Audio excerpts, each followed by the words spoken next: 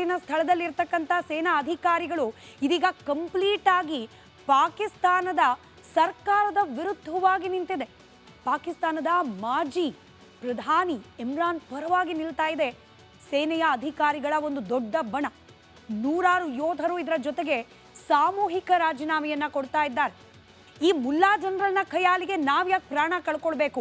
ಭಾರತದ ಜೊತೆಯಲ್ಲಿ ಯುದ್ಧಕ್ಕೆ ಹೋದ್ರೆ ನಮ್ಮ ಸಾವು ಖಚಿತ, ನಾವ್ಯಾಕೆ ಸಾಯ್ಬೇಕು ಅನ್ನೋ ಪರಿಸ್ಥಿತಿಗೆ ಬಂದಿದ್ದಾರೆ ಪಾಕಿಸ್ತಾನದ ಸೈನಿಕರು. ಸಹಜವಾಗಿ ಸೈನಿಕರ ಈ ನಡೆಯಿಂದ ಆರ್ಮಿ ಚೀಫ್ ಆತನನ್ನ ಹಾಕಿ ಕರಿಬೋದೋ ಇಲ್ಲೋ ಗೊತ್ತಿಲ್ಲ, ಜಾಗತಿಕ ಮಟ್ಟದಲ್ಲಿ ಈತನನ್ನ ಮುಲ್ಲಾ ಜನರಲ್ ಅಂತಲೇ ಕರೆಯಲಾಗ್ತಾ ಇದೆ. ಸ್ಟಿಲ್ ಪಾಕಿಸ್ತಾನದ ಆರ್ಮಿ ಚೀಫ್ ಜನರಲ್ ಮುನೀರ್ಗೆ ಇದೀಗ ಟೆನ್ಷನ್ ಶುರುವಾಗಿದೆ.